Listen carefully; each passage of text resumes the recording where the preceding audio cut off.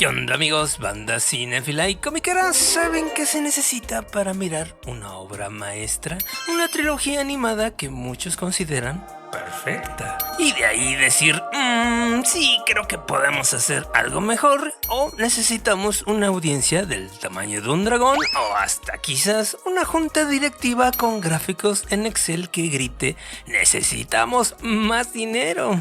Y pues sí amigos, Universal Pictures dijo, vamos a lanzar la adaptación en live action, poquito innecesaria, pero sorprendentemente, yo diría competente de este año.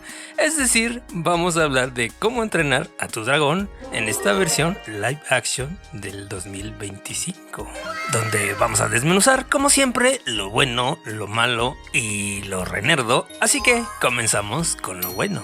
Y aquí amigos, miren, voy a ser brutalmente honestos con ustedes. Cuando yo me enteré que el director Dean DeBlois, el mismo director de la trilogía original de Cómo entrenar a tu dragón, iba a dirigir precisamente este remake live action, realmente pensé, este tipo va a ser algo muy parecido a George Lucas y tal vez va a arruinar su propia obra maestra.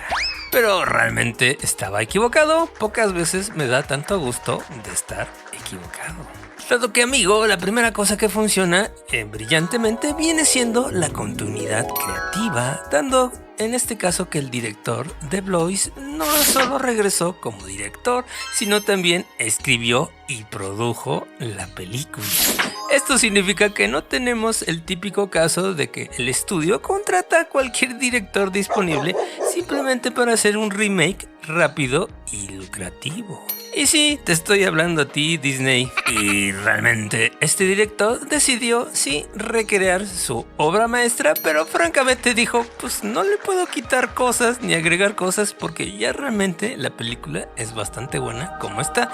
Así que realmente esta adaptación básicamente es la misma película, pero en live action. Y al menos para mí, desde mi punto de vista, creo que fue la mejor decisión.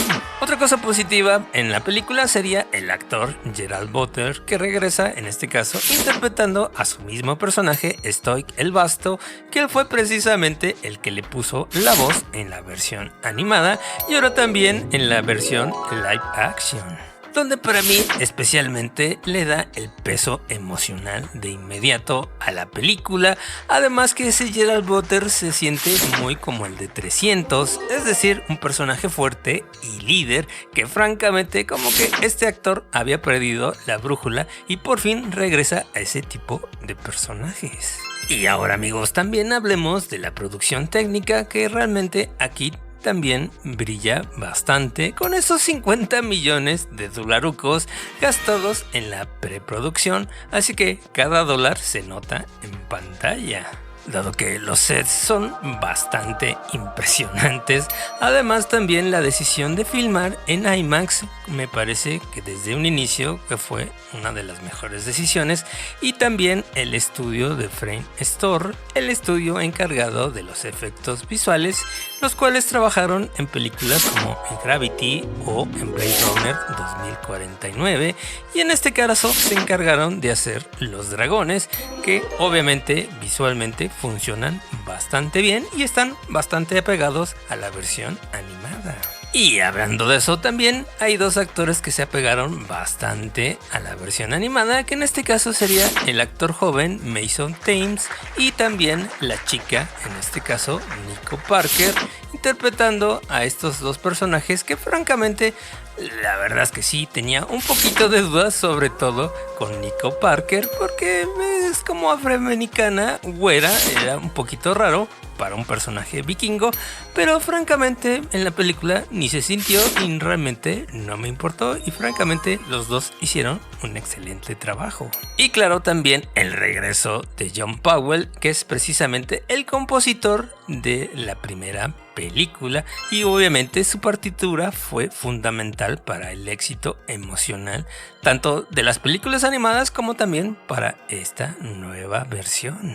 Pero amigos, como siempre pasa, vamos a sacar en este caso el hacha vikingo porque no todo es perfecto en Berg, así que pasemos a lo malo de la película Cómo entrenar a tu dragón 2025. Y aquí tengo que ser directo con ustedes porque esta película sufre ese síndrome de ¿por qué existe? Y realmente, miren, no es que esté mal hecha, es que simplemente no ofrece, para mí, suficientes razones para justificar su existencia más allá del dinero fácil DreamWorks. El mayor problema sería la fidelidad obsesiva del material original de la primera película animada, dado que el director decidió recrear muchas escenas casi plano por plano. Que como dije amigos, realmente a mí no me molesta y sí me funciona, pero entiendo perfectamente que habrá gente que no le guste porque realmente van a decir, pues si es la misma película, ¿para qué la voy a volver a ver? Y pues sí amigos, realmente porque sí le alargan un poquito al principio y el entrenamiento también es un poquito más largo, pero francamente todo lo demás es exactamente casi calcado. Otra cosa negativa que le vi, en este caso siendo muy exigente, fueron las expresiones de Chimuelo, aunque yo sé que es un personaje completamente negro y es bastante difícil animar y que se vean esas expresiones, sobre todo en el rostro, y francamente la versión animada sí es como un personaje mucho más expresivo y aquí en la película pues cuesta o les costó mucho más trabajo animar esas expresiones en su rostro. Ahora sí que perdón, pero sí lo sentí un poquito más tieso al personaje. Como ves, realmente no tiene muchas cosas malas, me parece una película bastante competente, así que es hora de ponernos las gafas de pasta y la gorra porque pasemos a lo renerdo. El primer dato renerdo sería en este caso que DreamWorks Animation nunca había hecho una película live action antes. Es decir, literalmente es su debut en este formato y eligieron hacerlo precisamente con un remake de una de sus propiedades más exitosas. Que obviamente es una apuesta bastante arriesgada, pero dice mucho sobre cómo ven el futuro del estudio. Y ahora, en otro dato renerdo, hablemos de números, porque en este caso la trilogía animada recaudó 1.6 mil millones de dólares alrededor del mundo, mientras que la primera película costó 165 millones y esta nueva versión se gastó tan solo 50 millones en la preproducción.